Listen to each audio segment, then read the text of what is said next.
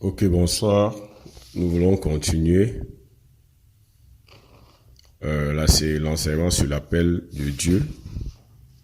Et hier, nous avons planté le décor en faisant comprendre ce qu'est l'appel, quels sont les différents mots ou expressions qui peuvent avoir la même connotation que ce que nous appelons l'appel. Nous avons vu que l'appel, ça veut dire la signification, ça veut dire convocation, ça veut dire invitation, ça veut dire investiture, être investi, ça veut dire mission de vie, ça veut dire but, capacité naturelle, talent naturel, inclinaison ou penchant ou disposition naturelle. Et nous avons aussi vu que lorsqu'on parle de l'appel de Dieu, c'est pas quelque chose que Dieu décide de faire à mi-parcours. Nous avons été appelés, nous avons vu avant la fondation du monde. Et nous avons été appelés parce qu'il a un grand plan pour le monde entier et nous avons un rôle à jouer dans ce grand plan que la Bible appelle le dessein de Dieu. Et pour aller même plus loin, pourquoi est-ce qu'il nous appelle? Il nous appelle parce que le monde entier est sous la puissance du mal.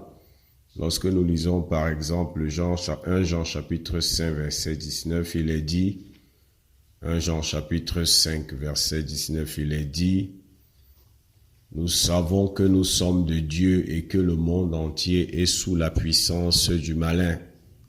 Dieu nous appelle, pourquoi? Parce que le monde entier est sous la puissance du malin et le monde entier, c'est la création de Dieu. Et le Seigneur est dans la campagne de reprendre le contrôle de sa création que l'homme depuis le jardin d'Éden a laissé par le péché sous la domination du malin. Donc, voilà l'une des raisons pour lesquelles le Seigneur nous appelle. Parce que le monde est sous la puissance du malin et Dieu veut récupérer, veut reprendre le contrôle. Une autre chose pour laquelle le Seigneur nous appelle, c'est dans Éphésiens chapitre 3, il est dit, Éphésiens le chapitre 3, les versets 10 et 11. Éphésiens le chapitre 3, les versets 10 et 11. Pourquoi nous sommes appelés? Pour révéler la sagesse de Dieu. Et nous lisons Éphésiens 3, 10, 11 dit, afin que les dominations et les autorités dans les lieux célestes connaissent aujourd'hui par l'Église la sagesse infiniment variée de Dieu, selon le dessein éternel qu'il a mis à exécution par Jésus-Christ notre Seigneur. Nous sommes aussi appelés pour montrer au monde de quoi Dieu est capable, pour montrer au monde qu'il n'y a personne qui soit son pareil, pour démontrer au monde son amour, sa sainteté, sa puissance, sa sagesse, sa connaissance, son omniscience, son omnipotence et son omniprésence. Nous sommes aussi appelés pour ça, pour démontrer. Ça veut dire qu'il y a des choses que Dieu fait dans ta vie. Pas parce que forcément il y a quelque chose d'autre qui cherche. C'est simplement pour démontrer qui il est. Et nous avons vu ça avec le miracle de Lazare. Jésus a dit que cette maladie est simplement là pour démontrer ce que Dieu est capable de faire, pour démontrer son immense grandeur, son immense sagesse, son immense bonté. La troisième raison pour laquelle nous sommes appelés, pour laquelle il nous a donné une signification dans ce grand dessein, pour laquelle il nous a donné une place prépondérante et significative dans ce grand plan, c'est parce que le monde est languissant et abattu. Et là, on peut se référer rapidement à Matthieu. Matthieu, le chapitre 9. Si nous regardons Matthieu, le chapitre 9, le fameux passage de Jésus qui regarde la foule, les versets 30, du verset 36 au verset 38. Matthieu, chapitre 9, verset 36 même seulement. Allons jusqu'à 38. Il est dit, voyant la foule, il fut ému de compassion pour elle parce qu'elle était languissante et abattue, comme des brebis qui n'ont point de berger. Alors il dit à ses disciples, la moisson est grande, mais il y a peu d'ouvriers. Priez donc le maître de la moisson d'envoyer des ouvriers dans sa moisson. Donc l'une des raisons aussi pour lesquelles le Seigneur nous appelle, nous a convoqués, c'est parce que le monde est dans la consternation, le monde est à la recherche de quelqu'un qui va les guider, de quelqu'un qui va leur montrer la voie, de quelqu'un qui va leur montrer la solution à leurs problèmes. Et c'est pour ça aussi que le Seigneur nous appelle. Ça veut dire que j'ai un rôle à jouer pour un groupe de personnes qui est languissant et qui est abattu, qui recherche une solution, une direction, une voie de sortie. Une autre chose, et la dernière, sur laquelle on va s'arrêter avant de continuer, une autre raison pour laquelle nous sommes appelés, c'est parce que le monde tire à sa fin. Le monde tire à sa fin. Et il est important que nous puissions recruter ou sauver le plus grand nombre. Nous pouvons regarder Jean chapitre 4, le verset 35. Jean chapitre 4, le verset 35 dit, « Ne dites pas qu'il y a encore 4 mois jusqu'à la moisson, je vous le dis, levez les yeux et regardez les champs qui déjà blanchissent pour la moisson. » Quand Jésus parlait de la moisson, nous savons qu'il parlait de la fin des temps. Et il dit que le temps presse. Le temps de la moisson arrive et il faut qu'on moissonne le plus grand nombre d'âmes parce que ce monde tire à sa fin. Voilà quelques raisons pour lesquelles nous sommes appelés dans le merveilleux plan de Dieu. Il faut libérer le monde qui est sous la puissance du malin. Il faut reprendre le contrôle sur les hommes, sur la terre, sur les systèmes que Dieu a créés. Il faut révéler la sagesse infiniment variée de Dieu par des choses extraordinaires et inouïes qu'il nous donne de réaliser et d'accomplir, par lesquelles il veut démontrer qu'il existe et qu'il est le Dieu qui n'a pas de pareil. Il nous appelle parce qu'il y a des peuples qui sont languissants, qui sont sous le poids d'un grand nombre de difficultés, de problèmes, et nous devons aller leur apporter la solution.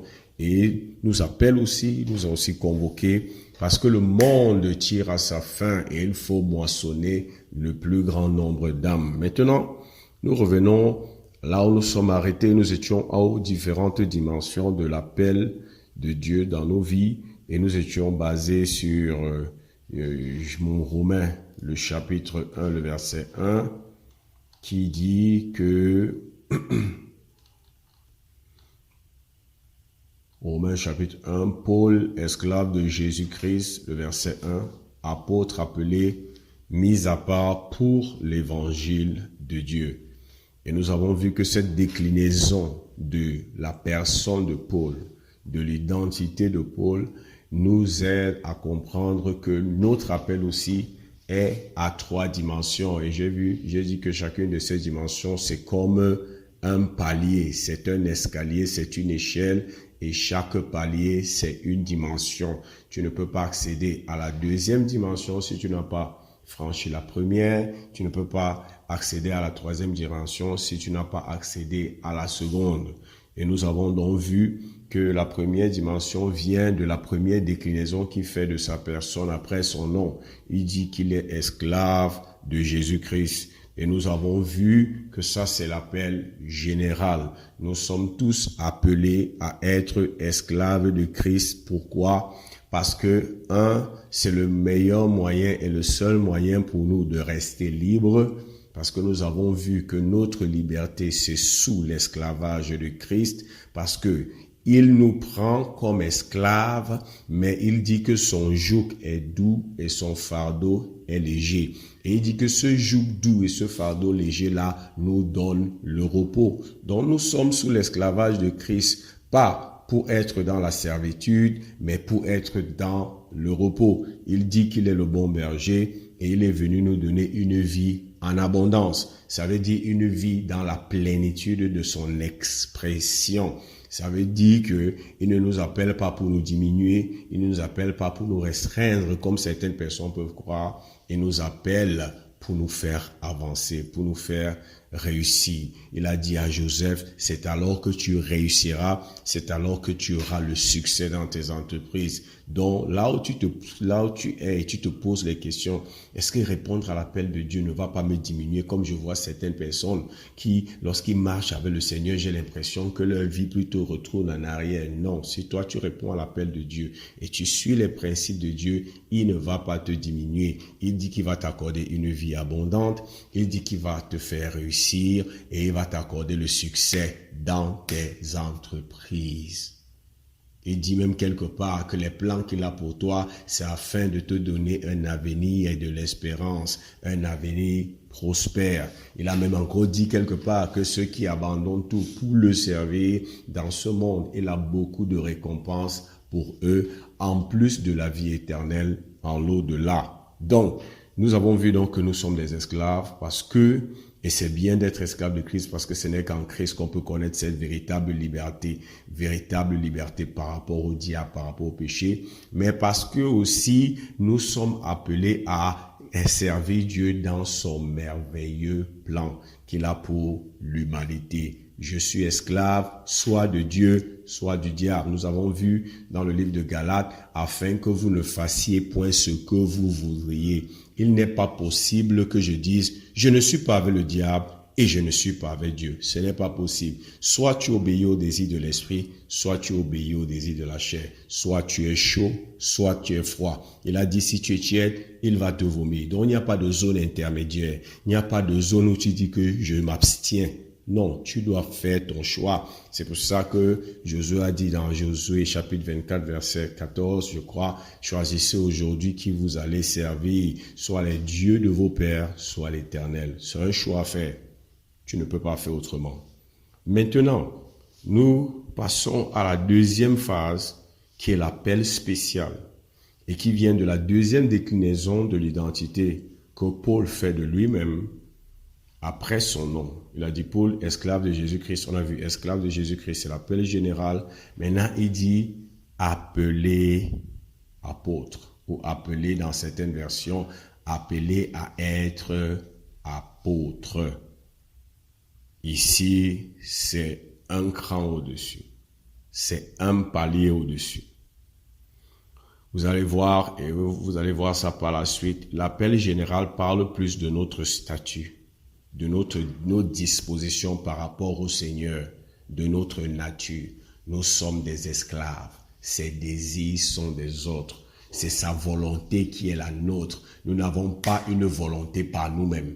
Nous n'avons pas une volonté par nous-mêmes. C'est sa volonté qui est notre volonté. Maintenant, nous allons vous rendre compte que l'appel spécial parle des capacités, des dispositions naturelles, des inclinaisons naturelles, des talents naturels, que ce soit spirituel, que ce soit physique, que ce soit technique dans un domaine particulier. L'appel spécial commence à faire appel ou à mettre à contribution les différentes capacités spéciales qu'il nous a données. En tant qu'esclaves, nous avons des capacités générales que tout le monde a et nous sommes là pour servir le Seigneur. Mais au milieu de tout ça, il y a des capacités spéciales qu'il fait à chacun. Ouvrons Romains chapitre 12. Romains le chapitre 12. Nous voulons lire à partir du verset 3 jusqu'au verset 8 pour mieux comprendre. Romains 12, 3 à 8. Ça parle des dons de la grâce. Il est dit, par la grâce qui m'a été donnée de dire à chacun de vous de n'avoir pas de lui-même une trop haute opinion, mais de revêtir des sentiments modestes selon la mesure de foi que Dieu a départie en chacun. Car comme nous avons plusieurs membres dans un seul corps et que tous les membres n'ont pas la même fonction, ainsi nous qui sommes plusieurs, nous formons un seul corps en Christ et nous sommes tous membres les uns des autres.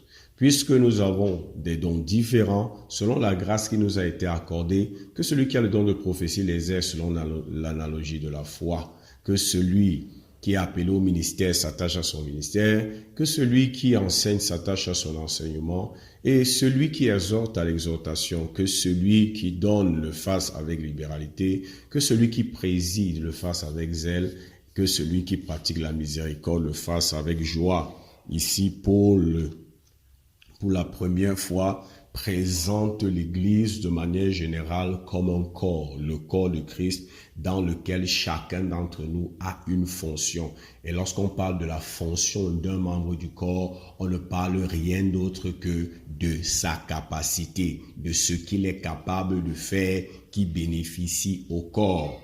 C'est pour ça que je disais que lorsqu'on commence à parler de l'appel spécial, ça commence à parler de nos talents, de nos capacités naturelles, de nos capacités intrinsèques, de nos dispositions naturelles à faire un certain type de choses avec aisance là où les autres ont des difficultés. Ce n'est pas tout le monde qui avait la capacité de Paul d'aller chez les païens et de prêcher l'évangile et de bâtir des églises. Il avait cette capacité-là. Il avait cette force mentale, force physique et force spirituelle pour faire ça. Il avait cette capacité à résister, à persévérer dans les difficultés, à persévérer dans les tentations qu'un homme normal ne peut faire. Il avait cette capacité-là. Vous connaissez que quand il a décidé d'aller voir César, d'aller comparer devant César, il y a des prophètes qui sont venus le voir à plusieurs reprises disant que là où tu vas, là, on va t'enchaîner, on va te tuer. Mais ça ne faisait pas peur à Paul parce qu'il avait cette constitution naturelle, divine que Dieu lui avait donnée. Il n'avait peur de rien. Il n'avait pas peur des obstacles. Il n'avait pas peur de passer par la mort. Il avait cette force de caractère. Et tu ne peux pas faire ce que Paul a fait parce que tu n'as pas les mêmes capacités que Paul. Donc l'appel spécial commence à mettre vraiment en lumière les différentes capacités que le Seigneur nous donne. Et ces capacités sont des capacités spirituelles, mais ce sont aussi des capacités, je peux dire naturelles, et je peux aussi dire des capacités techniques. Ce sont des capacités qui se manifestent de manière naturelle, comme on parle souvent des dons de l'esprit ou des talents naturels, mais ce sont aussi des capacités qui te donnent la grâce de développer dans un environnement technique. Parce que des fois, quand nous développons des capacités, nous ne prenons pas ça comme un don. Non, ta grâce que Dieu t'a fait, c'est qui t'a donné le pouvoir de développer cette technique, c'est qui t'a donné le pouvoir de développer cette capacité-là. La preuve, c'est que tout le monde n'a pas la même capacité ou n'a pas la même force pour pouvoir développer cette capacité. Il t'a donné le pouvoir de développer cette capacité et ça fait partie de tes talents, ça fait partie de ce que tu es capable de faire. Ça constitue les éléments de l'éventail de ton potentiel qui te permet de fonctionner en tant que membre. Parce que lorsqu'on parle des capacités, on ne parle pas seulement des capacités spirituelles. On ne parle pas seulement des capacités spirituelles. David n'avait pas que des capacités spirituelles. Daniel n'avait pas que des capacités spirituelles. Même Jésus n'avait pas que des capacités spirituelles. Il avait d'autres capacités de charpentier. Donc, nous voulons encore lire Éphésiens chapitre 4.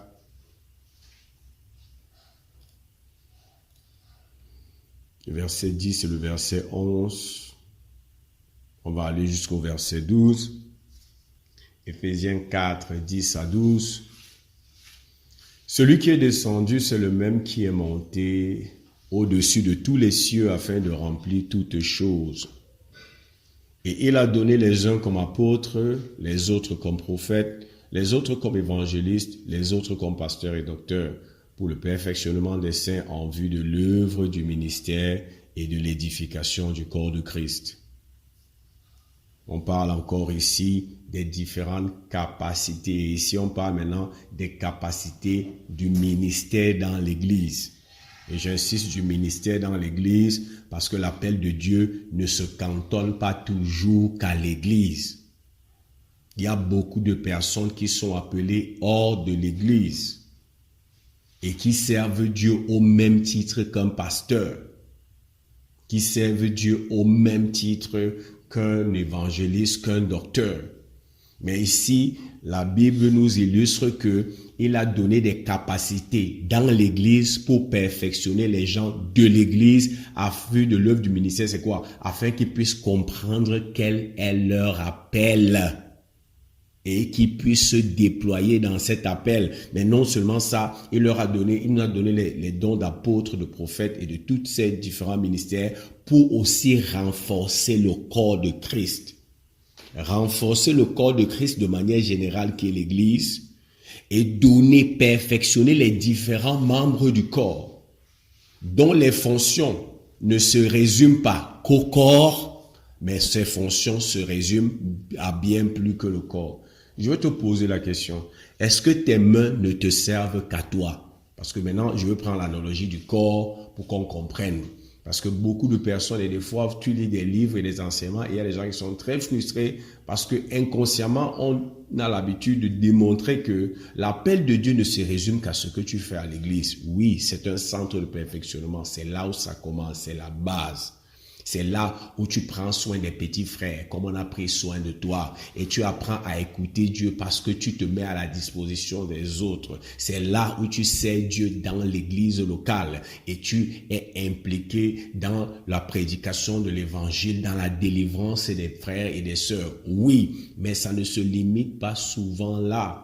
Maintenant, si je prends l'image du corps, on dit que nous sommes le corps de Christ. Je veux maintenant que tu regardes ton corps et je te pose la question, est-ce que tes mains ne servent qu'à ton corps?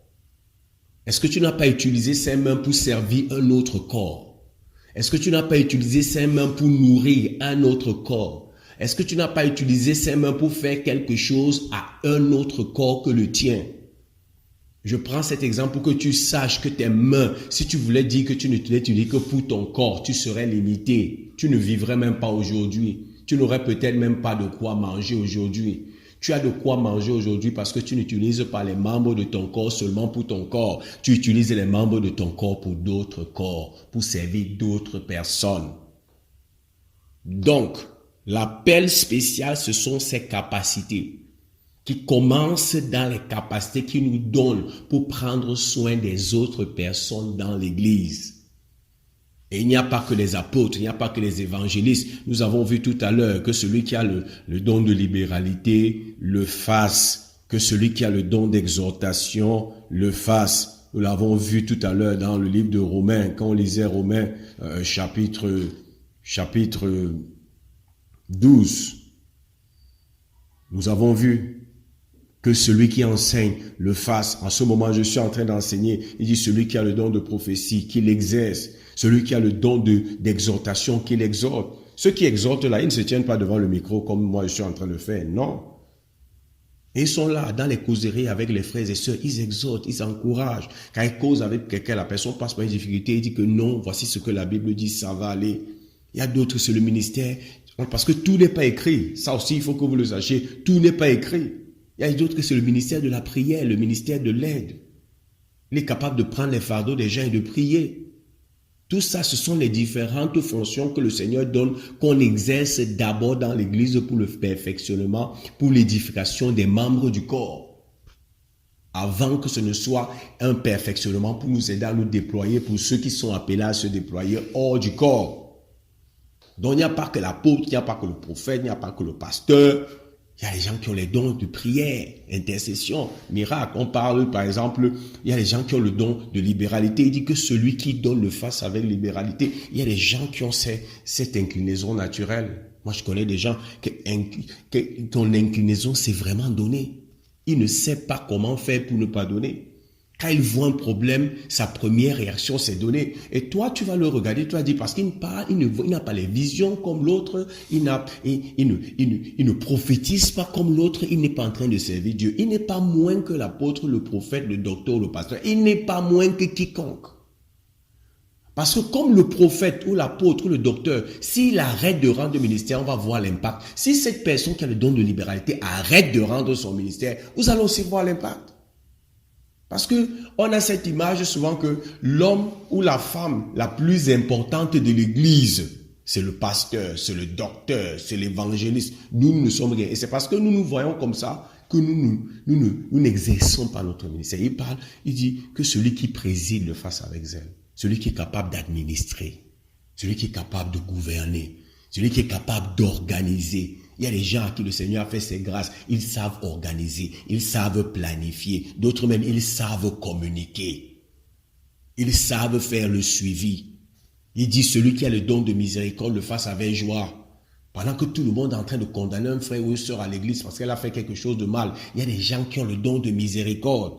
Lui, il pardonne et il cherche toujours à gagner cette personne.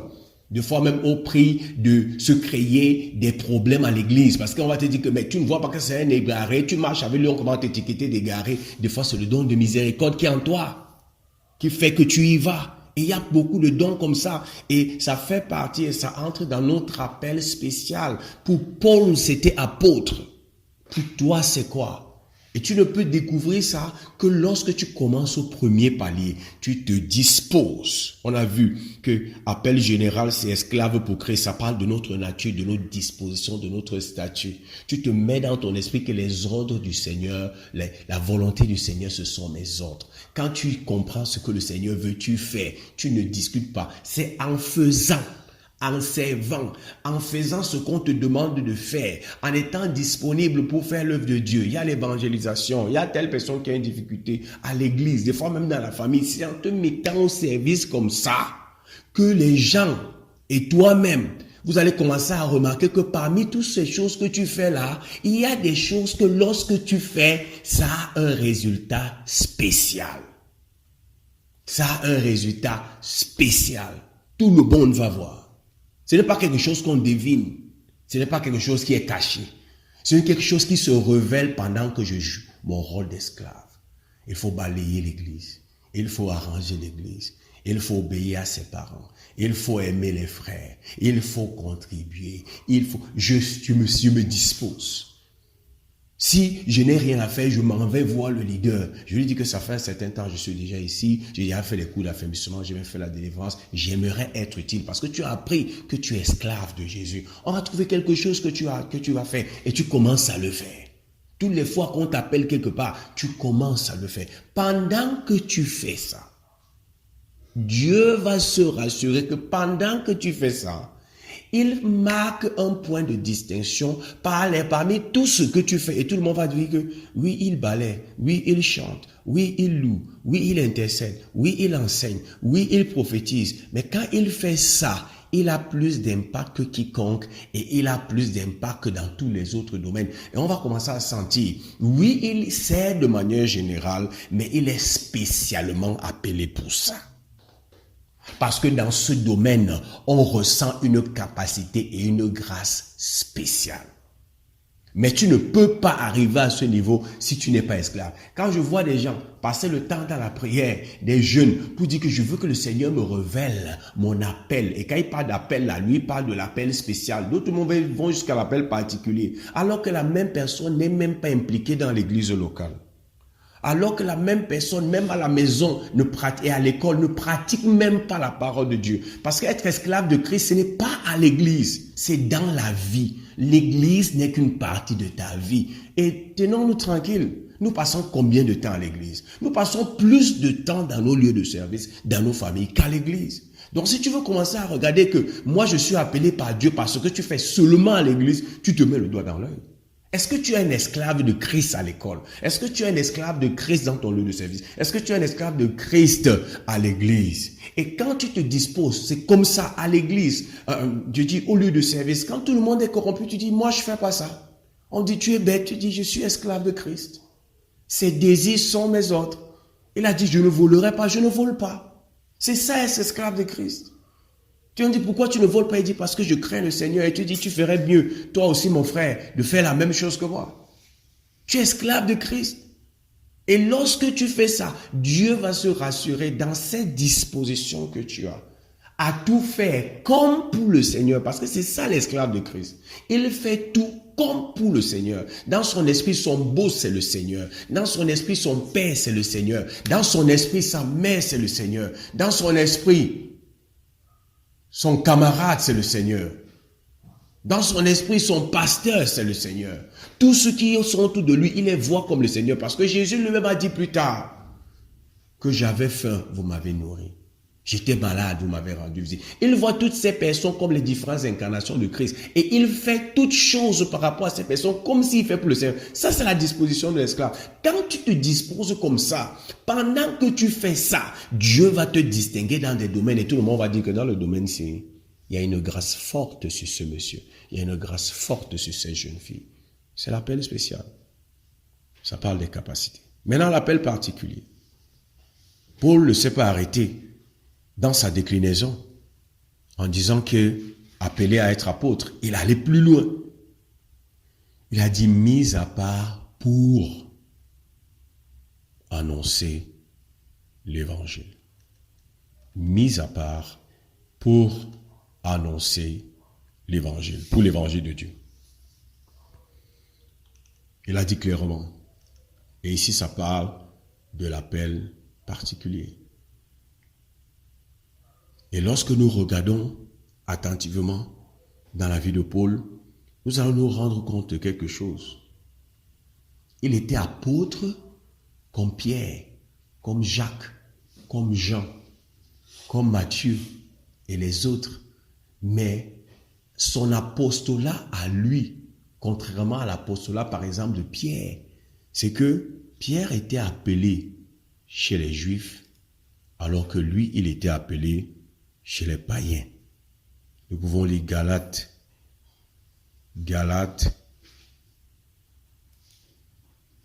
chapitre 2, les versets 7 et le verset 7 et 8. Les versets 7 et 8, Galates 2.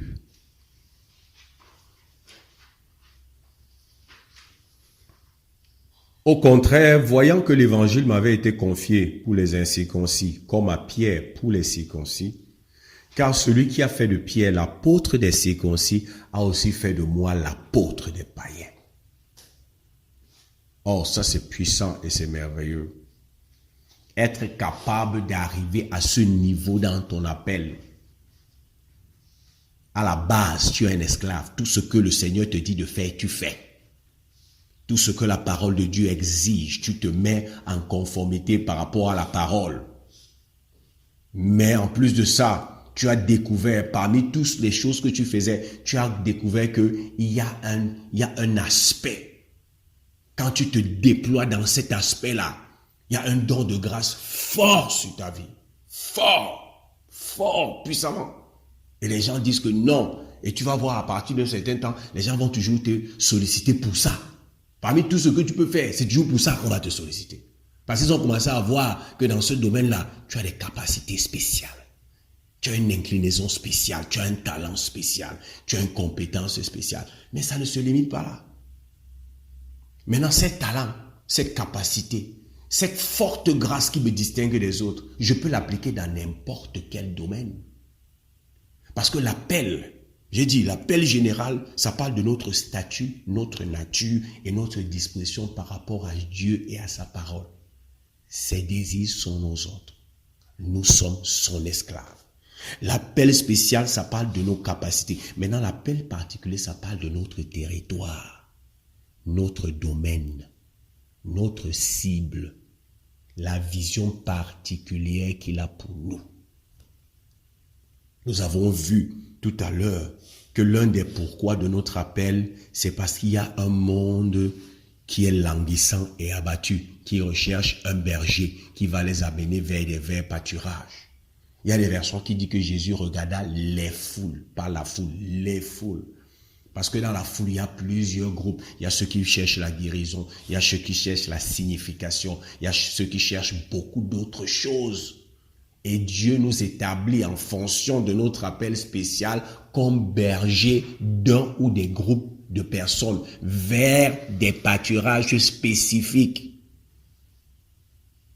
Dans l'appel particulier pour Paul ici, il était apôtre, il avait la grâce de l'apôtre, le don d'apostolat, il réalisait des choses que seul un apôtre peut réaliser.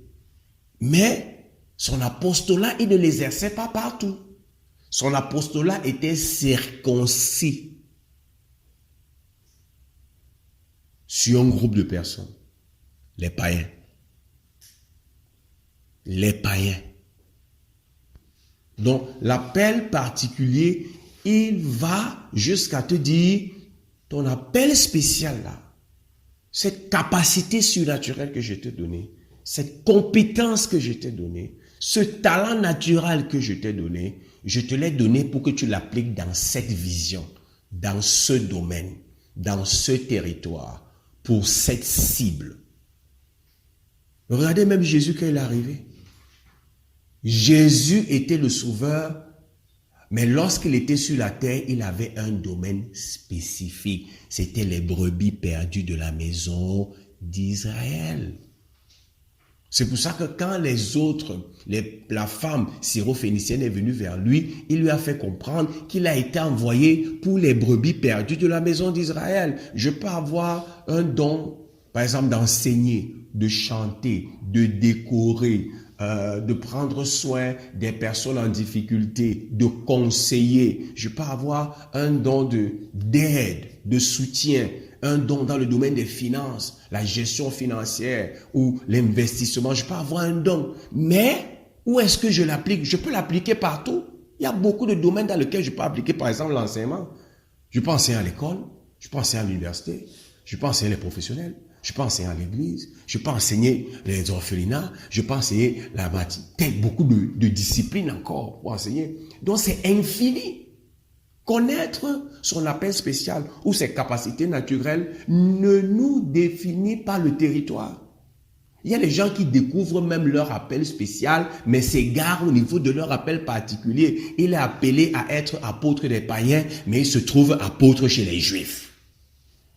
Il a reçu un don pour l'exercer dans un domaine particulier, dans un espace particulier, dans un secteur d'activité particulier, dans un département particulier de l'Église, mais lui il se retrouve dans un autre département. Donc c'est très important de le savoir. L'appel général, c'est notre statut, notre nature, notre disposition par rapport à Dieu et sa parole. Il est le maître, nous sommes les esclaves. Ce qu'il nous dit, c'est ce qu'on fait. C'est sa volonté qui est la nôtre. Nous n'avons pas de volonté, c'est la sienne que nous accomplissons. Première chose, obéissance. Deuxième chose, il nous a donné l'appel spécial des capacités. Des capacités spéciales qu'il n'y a pas chez les autres. Même si les autres l'ont, ils ne l'ont pas avec la même mesure qu'il nous a donnée. Et lorsque nous exerçons dans cette fonction-là, nous faisons plus d'impact qu'ailleurs. Ça, c'est l'aspect spécial. Ça parle de nos capacités. Et maintenant, cette capacité, il va maintenant en particulier dire, cette capacité, je veux que tu l'exerces dans ce domaine et non dans ce domaine. Je veux que tu l'exerces pour faire ceci et non pour faire ceci. Je vous prends un exemple. Quelqu'un peut avoir le don de chanter. C'est une capacité que Dieu lui a donnée.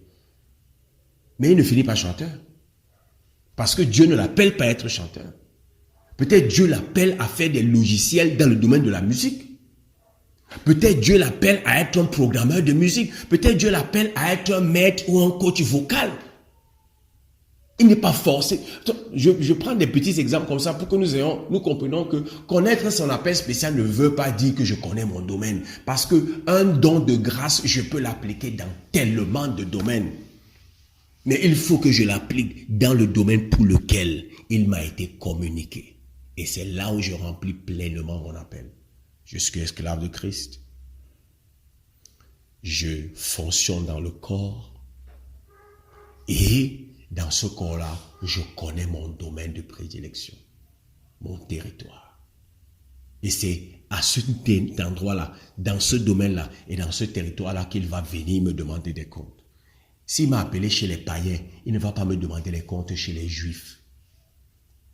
S'il m'a appelé à être, je prends un exemple, à être coach vocal, il ne va pas venir me chercher parmi les chanteurs.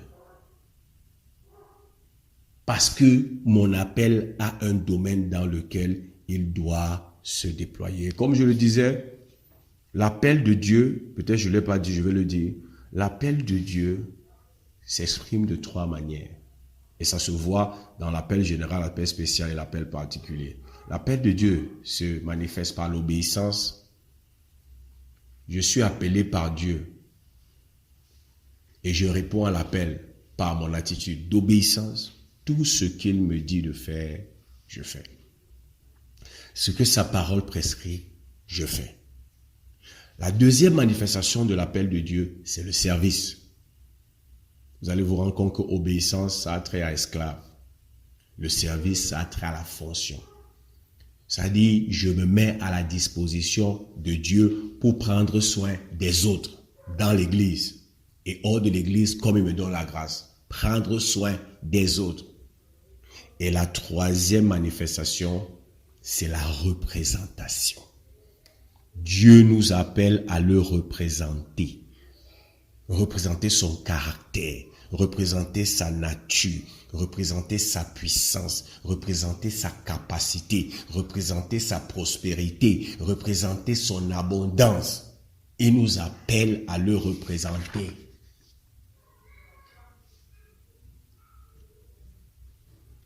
Et lorsque je parle de représenter, ça ne se limite pas qu'à l'église.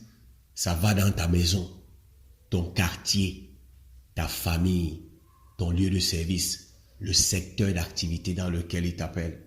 Parce que comme je vous ai dit, ouvrons Ésaïe chapitre 49. Ésaïe chapitre 49.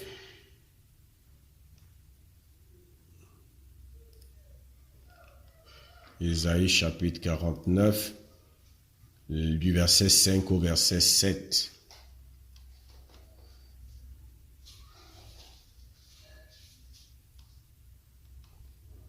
Il est écrit, Ésaïe 49, 5 à 7.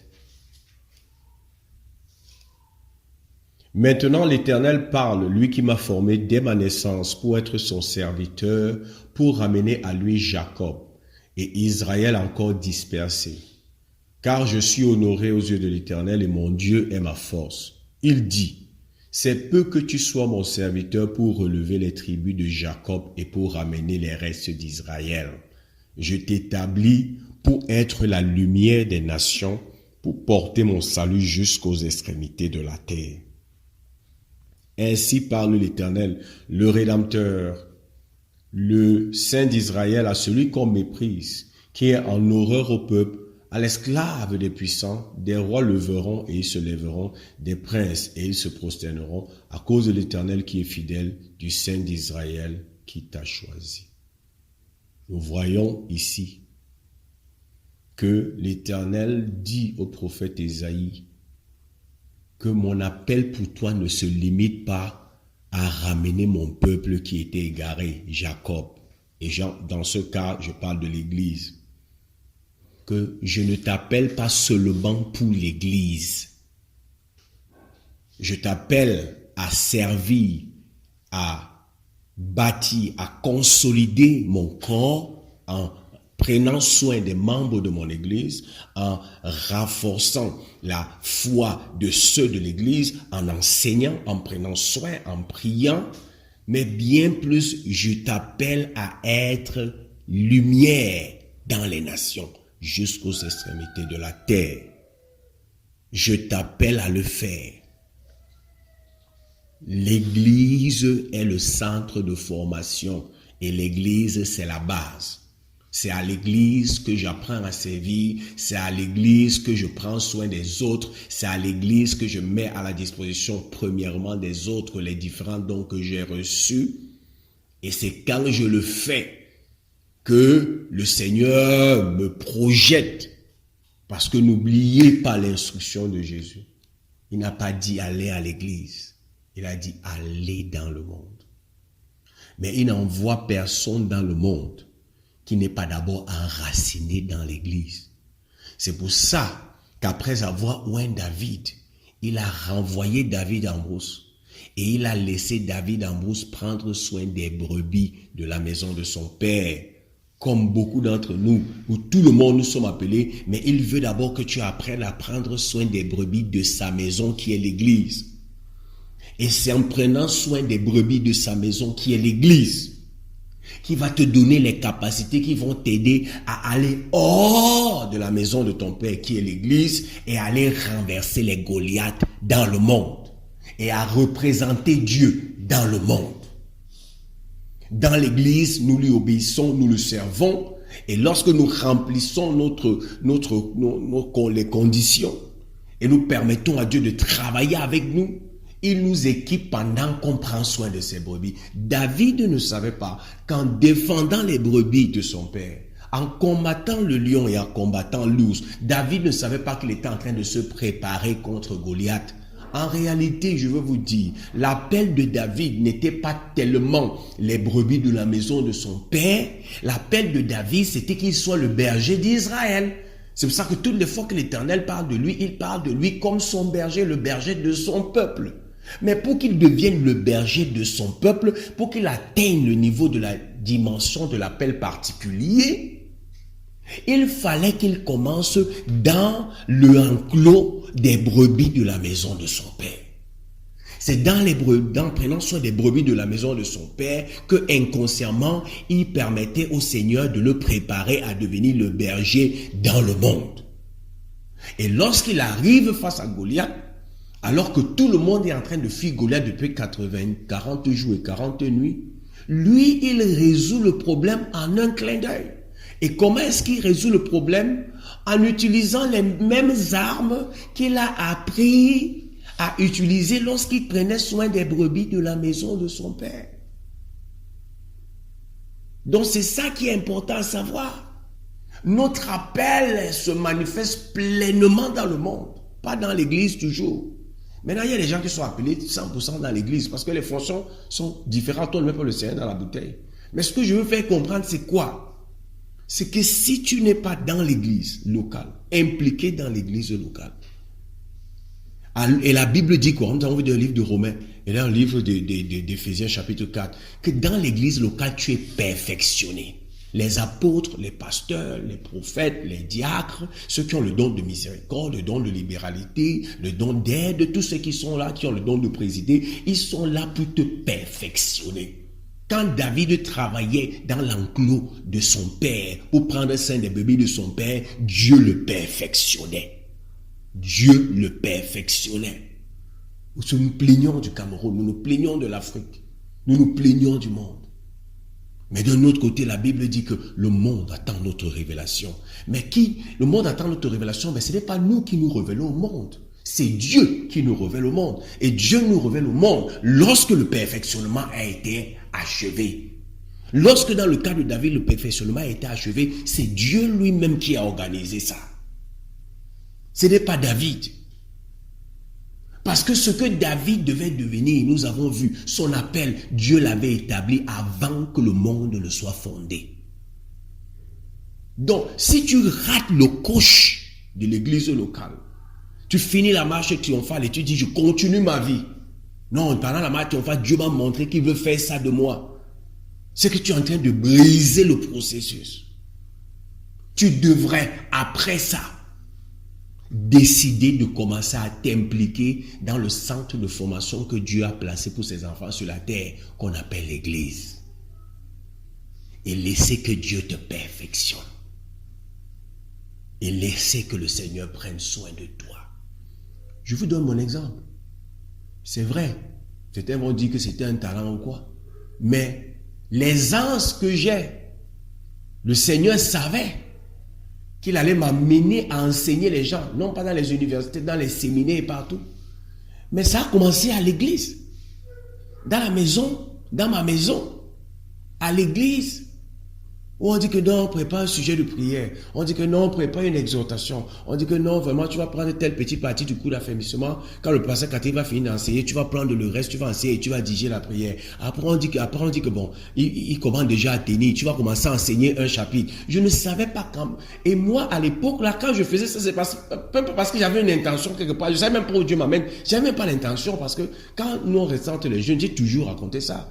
On est resté entre les jeunes comme ça un jour, chacun disait ce que le Seigneur lui a dit qu'il va devenir. L'autre dit que j'ai eu telle vision pendant la prière, l'autre dit pendant les coups d'affermissement, Dieu m'a montré ça, l'autre dit que quand je dormais, je me suis vu ici, vraiment, je faisais de l'impact, et ils m'ont demandé que qu'est-ce que tu as vu? Je n'avais rien vu, et j'étais frustré. La seule chose que j'avais entendu Dieu, la seule fois que j'ai entendu Dieu, c'était que fais ce qu'on va les leaders vont te demander de faire. C'est ça que je faisais. Réunion des femmes, on dit viens t'asseoir, tu vas prier. Je venais prier. On dit réunion des jeunes, je venais prier. Après on dit enseigne, je faisais. Après, en m'amenant partout, on a commencé à remarquer qu'il y a un don de grâce fort qui se manifeste quand il enseigne.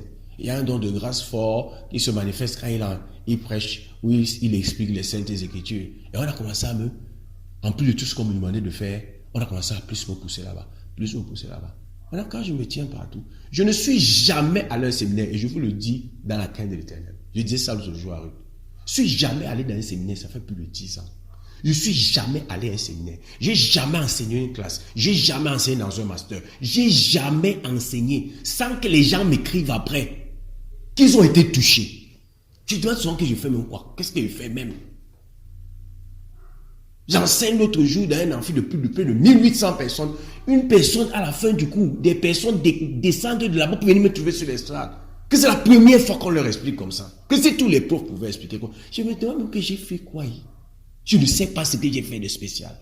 Mais c'est plus tard que je commence à me rendre compte que c'est le centre de perfectionnement que l'Église m'a offert, qui a permis que ce don que Dieu avait mis en moi, d'avant la fondation du monde, puisse être exprimé.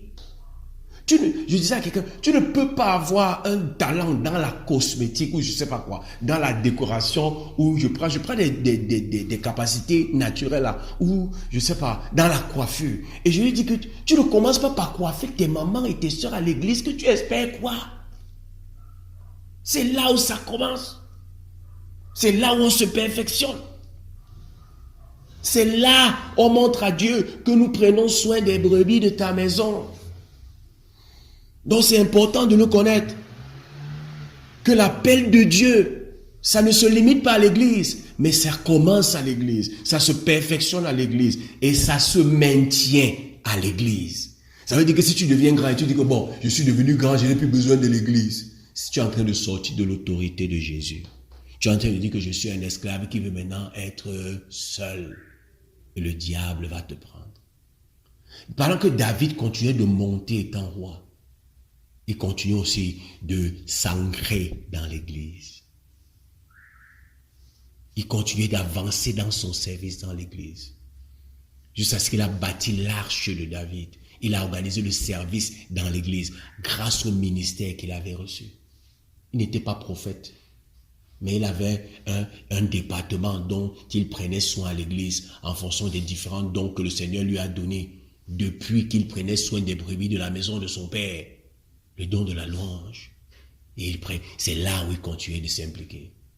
J'ai interviewé dernièrement un milliardaire chrétien qui craint Dieu.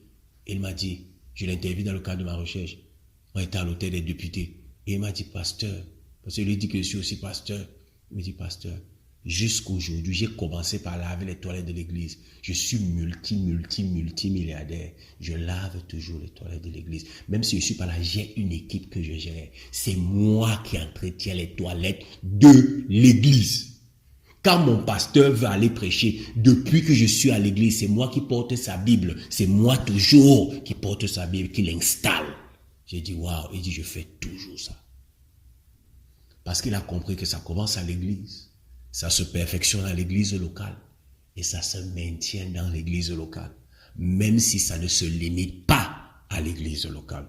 Parce que Daniel, c'était pas un homme d'église seulement, c'était un homme d'État. Vous avez oublié que Daniel, c'était un haut commis de l'État. Néhémie, il travaillait dans la cour royale. Mardoché, dont on parle, il travaillait dans la cour royale. David, c'était une figure politique. Abraham, c'était un commerçant berger. Même chose pour Isaac. Même chose pour Jacob. Est-ce que vous connaissez un endroit où on dit qu'Abraham est allé à l'église? Non. Mais partout où il était au service de Dieu. Donc, et ce qui est terrible, c'est que lorsque nous lisons la Bible, ceux qui ont plus fait d'impact pour le royaume, ce n'étaient pas des hommes qui étaient à 100% au service de l'église. Mais c'était des hommes qui étaient enracinés dans l'église, mais qui étaient déployés et représentaient Dieu là où il les a placés. L'impact qu'Abraham a eu est énorme. Mais Abraham n'était pas un prophète à 100%. Quand nous lisons l'histoire d'Abraham, c'est un gars qui passait le temps à élever et à vendre ses brebis. Mais en même temps, dans tout ce qu'il faisait, il obéissait. 1. Première manifestation. 2. Il mettait ses dons. Il servait Dieu. 3. Il représentait Dieu là où il se trouve. Donc, nous devons le savoir. Maintenant, les caractéristiques de l'appel, rapidement, nous avons déjà fini, il nous reste quelques minutes. Il faut savoir que, 1, nous sommes à grand D maintenant, les caractéristiques. Grand, c'est les caractéristiques de notre appel. 1, le Seigneur nous prépare. Ça veut dire que ce n'est pas une histoire du tic au tac. C'est pas parce que le Seigneur me révèle aujourd'hui mon appel que brusquement je suis prêt. Et il y a beaucoup de personnes, dès qu'il a reçu la révélation, il entre et ça devient le carnage. Le Seigneur nous prépare. Il nous prépare. Matthieu, chapitre 4, verset 19. Matthieu, chapitre 4, verset 19. Il leur dit, suivez-moi et je vous ferai pécheurs d'hommes. Il nous prépare, ça veut dire qu'il nous forme. Il nous forme. Avant, nous étions formés d'une certaine manière. Maintenant, il nous donne une nouvelle forme. Il nous prépare. Nous entrons dans son centre de formation. Et il nous prépare en nous donnant des choses à faire. Parce que n'oubliez pas que la relation de Christ et de ceux qui le suivent, c'est la relation d'un maître et d'un disciple. Ce n'est pas la relation d'un lecteur de cours. Non.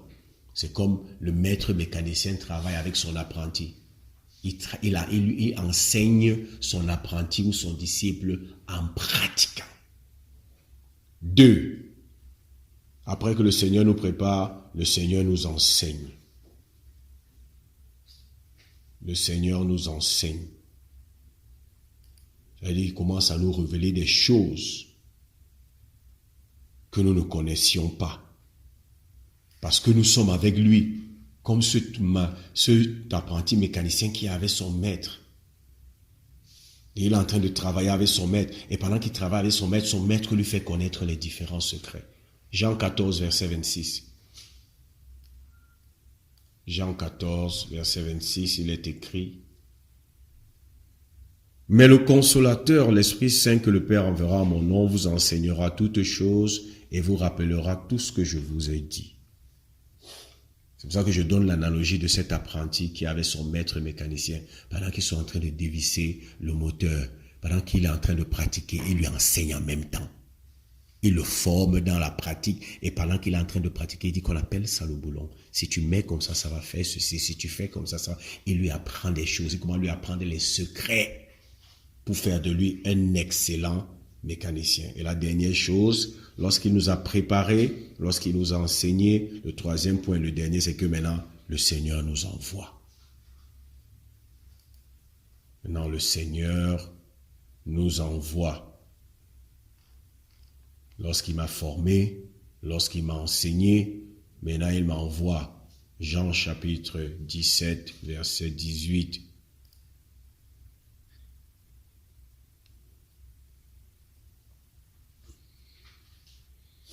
Comme tu m'as envoyé dans le monde, je les ai aussi envoyés dans le monde. Regardez bien, ça c'est Jésus qui parle. Et ça rejoint ce que j'ai dit tout à l'heure. Il ne nous a pas envoyés à l'église, mais il nous perfectionne à l'église. Il nous a envoyés dans le monde. Le monde, c'est ta famille. Le monde, c'est ton village. Le monde, c'est ton lieu de service. Le monde, c'est là où tu fais l'école. Le monde, c'est là où il t'a placé. C'est ton quartier. Il nous a envoyés dans le monde. Mais on voit ici qu'avant de nous envoyer dans le monde, il nous prépare et il nous donne les secrets. Il nous révèle des choses qui vont nous aider. C'est pour ça que quand nous lisons, et je crois que c'est par là qu'on va terminer, Actes chapitre 13, nous pouvons comprendre. Actes chapitre 13, les versets 1 et 2. Actes chapitre 13, les versets 1 et 2. Il y avait dans l'église d'Antioche des prophètes et des docteurs, Barnabas, Siméon appelé Niger, Lucius de Cyrène, Manahen qui avait été élevé avec Hérode le tétrarque et Saul. Pendant qu'ils servaient le Seigneur dans leur ministère et qu'ils jeûnaient, le Saint-Esprit dit, mettez-moi à part Barnabas et Saul pour l'œuvre à laquelle je les ai appelés. Je tiens à rappeler que ce passage intervient bien des années après que l'Éternel soit apparu à Paul sur la route de Damas et qu'il lui ait révélé qui il est et ce à quoi il appelle. Il lui a dit, je t'appelle à prêcher l'évangile chez les païens, à faire passer des hommes de la puissance des ténèbres à Dieu, des ténèbres à la lumière. Il lui a dit, mais bien des années plus tard, C'est maintenant qu'il dit mettez-les à part pour l'œuvre à laquelle je les ai appelés. Qu'est-ce qui s'est passé entre-temps? Paul a eu le temps d'être perfectionné dans l'église. Et la Bible dit quoi? Pendant qu'ils servaient le Seigneur dans leur ministère ou dans l'église locale. Paul était avec Barnabas dans l'église locale. Ils étaient impliqués. Et on dit que dans leur ministère, qu'ils jeûnaient, qu'ils priaient. On dit, il y a programme de prière, il faut qu'on prie pour tel, il y a telle situation. Après, on dit, c'est toi qui vas faire les coups d'affermissement. Après, on dit qu'il y aura le camp des jeunes, il y a évangélisation, il faut sortir. Ils étaient impliqués. Et la Bible dit que pendant qu'ils étaient impliqués, comme on a vu, le Seigneur était en train de les perfectionner. Quand le Seigneur a vu que l'œuvre de perfectionnement a atteint l'objectif, la Bible dit que c'est le Saint-Esprit qui a parlé au leader de l'Église. Il est temps pour Paul et pour Barnabas de commencer leur appel particulier. Je les ai appelés hors de l'Église, à aller vers les païens. Et ils ont été assidus et fidèles à faire mon travail dans l'Église. Et pendant qu'ils faisaient mon travail dans l'église, je les ai perfectionnés. J'ai formé, j'ai enseigné, j'ai préparé. Maintenant, ils sont prêts. Priez pour eux et laissez-les aller. Et lorsqu'ils sont sortis, c'est tout ce qu'ils ont appris à l'église, dans l'église locale. C'est tout ça qui les a aidés sur le chemin missionnaire. Même si pour toi, le chemin missionnaire, ce n'est pas apôtre, c'est peut-être dans un domaine technique, ingénieur, docteur, avocat, magistrat, je ne sais pas quoi. C'est ce que tu fais dans l'église locale qui va faire que tu puisses mieux représenter Dieu. N'oublions pas, notre appel a 3 manifestations: obéir, servir et le représenter. Daniel l'a représenté, David l'a représenté, Abraham l'a représenté. Et comment est-ce qu'on le représente?